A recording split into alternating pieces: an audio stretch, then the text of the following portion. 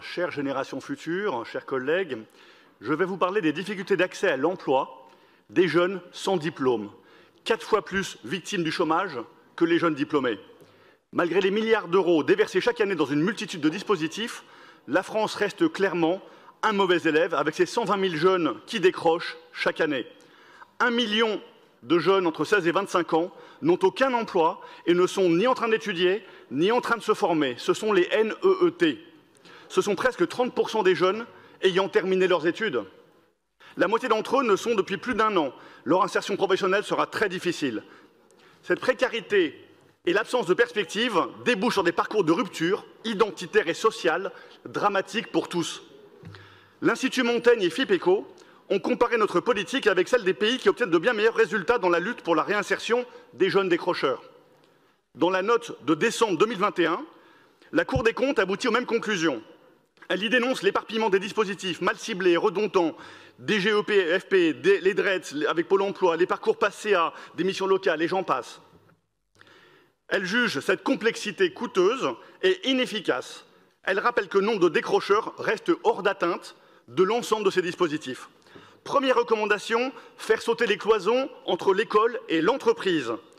Le succès croissant de l'alternance confirme l'importance de ce point. Les enseignants devraient être incités à faire des stages en entreprise, par exemple.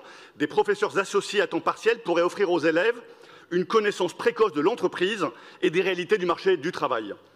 La Cour des comptes préconise de simplifier les parcours des jeunes. Voilà pourquoi nous reprenons sa proposition d'instaurer un guichet unique placé sous l'autorité de la collectivité territoriale la plus proche de l'écosystème local, la ville de Paris. Des référents formés aux problématiques du premier emploi auraient ainsi la compétence et l'autorité pour travailler avec les établissements scolaires, des jeunes encore scolarisés.